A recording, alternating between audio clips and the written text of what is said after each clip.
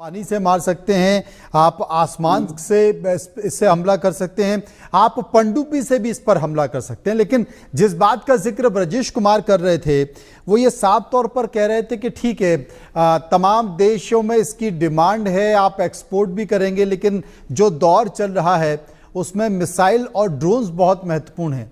आपके पास इतनी मिसाइल होनी चाहिए कि आने वाले समय में ईश्वर ना करे ऐसी स्थिति हो जाए कि आप मुंह तोड़ जवाब भी दे सकें और आपके पास जो स्टॉक है वो खत्म भी ना हो। बिल्कुल, ये तो आपने अभी रिसेंट इजराइल ईरान वॉर में देख लिया कि ईरान की जो एयर स्पेस थी वो इजराइल को बिलोंग करती थी आफ्टर 2 days ओनली। उनके एयर डिफेंसेस खत्म हो गए थे, लेकिन फिर भी ईरान उस वॉर में रुका रहा सिर्फ अपनी मिसाइल कैपेबिलिटीज की वजह से, और ठीक ठाक उसने डैमेज दिया इजराइल को। तभी तो इजराइल भी उस लेवल पे आ पाया कि अब हम थोड़ा सा सीज फायर करते हैं और फिर आगे की बात करेंगे। तो ये तो बिल्कुल ठीक बात है कि फाइटर एयरक्राफ्ट्स का जो टाइम था या अटैक हेलीकॉप्टर्स का जो टाइम था वो अब चला गया। अब जो टाइम है वो ड्रोन्स और मिसाइल्स का है, पहली बात। दूसरी बात क्या है कि देखिए, जहां तक हम आत्मनिर्भर भारत की बात करते हैं या डिफेंस प्रोडक्शन की बात करते हैं, तो सबसे पहले तो ये है कि जब तक आप आत्मनिर्भर नहीं होंगे डिफेंस प्रोडक्शन में, तब तक आप सुपर पावर नहीं बन सकते। ऑपरेशन सिंदूर ने भी दिखा दिया कि इंडिया सुपर पावर है। जो हमारा रिक्वायरमेंट है उतना हम करते हैं। सुपर पावर इकोनॉमिकली नहीं बनता कोई, उसके बहुत सारे फैक्टर्स होते हैं, क्योंकि रशिया तो पहले 10 कंट्रीज में इकोनॉमिकली नहीं है, फिर भी वो सुपर पावर है। तो सुपर पावर बनने के लिए डिफेंस प्रोडक्शन में आत्मनिर्भर होना बहुत जरूरी है। उसके बाद थोड़ा बहुत एविएशन में इंजन भी इंक्लूड होते हैं, और प्लस आपके जो एनर्जी सोर्सेज हैं उसमें आपको थोड़ा सा या तो रिजर्व उतने होने चाहिए या आपके पास सोर्सेज उतने होने चाहिए। तो इसलिए ये अब आप देखिए कि फाइटर एयरक्राफ्ट्स हैं या ट्रांसपोर्ट एयरक्राफ्ट्स हैं या अटैक हेलीकॉप्टर्स हैं, इन सबको आप वन टाइम परचेज करते हो। ये अगर आप इसमें आत्मनिर्भर भी होते तो आप थोड़े जॉब तो क्रिएट कर सकते थे, थोड़े पैसे तो बचा सकते थे, लेकिन उसको ओवरनाइट क्रिएट नहीं कर सकते। उनके प्रोडक्शन में टाइम लगता है। तो कोई बात नहीं, आपने एक साथ खरीद लिया। आपको आत्मनिर्भर किस में होना है? उन चीजों में होना है जिनका रिक्वायरमेंट ज्यादा होगा। ज्यादा किसका रिक्वायरमेंट होगा? ड्रोन्स का होगा, मिसाइल्स का होगा, बॉम्ब्स का होगा।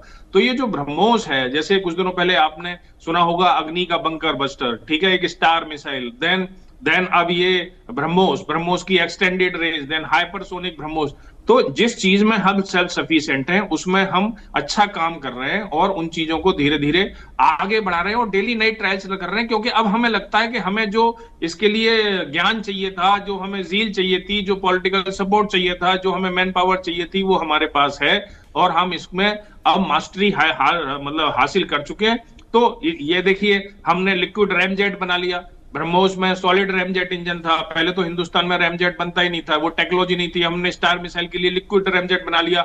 हम हाइपरसोनिक के लिए स्क्रैमजेट की तैयारी कर रहे हैं। तो ये जो पहलू हैं सारे, ये बहुत इंपॉर्टेंट है और इसी से भारत आगे बढ़ेगा। ओवरनाइट कोई डिफेंस प्रोडक्शन में आत्मनिर्भर नहीं बनता, लेकिन जितना भी हमारे पास अवेलेबल है वो सफिशिएंट है। दूसरा, जो वॉर टाइम टेस्टिंग की बात हो रही थी वो भी बहुत जरूरी है। अच्छी बात है कि ऑपरेशन सिंदूर 4 दिन चला, लेकिन हमारे जो इक्विपमेंट थे उनकी टेस्टिंग हो गई और उसने वर्ल्ड को दिखा दिया, क्योंकि वर्ल्ड इन चीजों को बहुत मॉनिटर करता है। आप कितने भी air shows, defence production shows और डिफेंस शोज कर लो, लोग आते हैं, देख के चले जाते हैं, लेकिन जो वॉर टाइम टेस्टेड इक्विपमेंट है उनकी डिमांड मार्केट में बहुत ज्यादा चलती है। हाँ, बस इसमें ब्रह्मोस के बारे में इतना ही है, क्योंकि सिंस रसिया इसका को प्रोड्यूसर है, इसका नाम भी ब्रह्मपुत्र और मॉस्को नदी के नाम पे है, और तो रसिया विल ऑल्सो हैव ए से कि किन किन कंट्रीज को देना है। पर मुझे लगता है कि इंडिया उसको न्यूट्रलाइज कर पाएगी, बता पाएगी। और इंडिया को ये सब अब आप देखिए, जब इंडिया ने अभी टर्की, साइप्रस को और ग्रीस को ब्रह्मोस ऑफर करी है, और टर्की की इससे नींद हराम हो गई। क्यों हराम हो गई? क्योंकि ब्रह्मोस की कैपेबिलिटी तो पाकिस्तान ही हर जगह गा रहा है, हमें तो बताने की जरूरत नहीं है जी। तो अगर टर्की ने पाकिस्तान का साथ दिया तो हम भी वही डिप्लोमेसी खेलेंगे। तो जब हथियार होते हैं ना, तब डिप्लोमेसी अच्छी होती है। अमेरिका पूरे वर्ल्ड में डिप्लोमेसी क्यों कर पाता है? क्योंकि उसके पास वॉर टाइम टेस्टेड हथियार है। वो डिप्लोमेसी के नाम पे हथियार दे देता है। तो हमारे पास भी अगर ये डिफेंस प्रोडक्शन होगा तो हम अपने डिप्लोमेसी के ऑब्जेक्टिव्स में भी कुछ कर पाएंगे। तो ये आत्मनिर्भर भारत की तरफ बहुत अच्छा कदम है और आई एम वेरी हैप्पी कि 14-15 लोग इस चीज को मांग रहे हैं। अब कंट्रीज की लिस्ट देखिए, Chile, Qatar, Oman, Malaysia, Middle East से लेके सिंगापुर, थाईलैंड, और हमें सबसे पहले वियतनाम को देना चाहिए। क्यों नहीं देना चाहिए? जब सबको पता लग गया कि चाइना ने इनडायरेक्टली सपोर्ट किया पाकिस्तान को, तो हमको देना चाहिए वियतनाम को, जो मुझे लग भी रहा है कि फाइनल हमारे फेजेस में वो डील चल रही है। Back to you.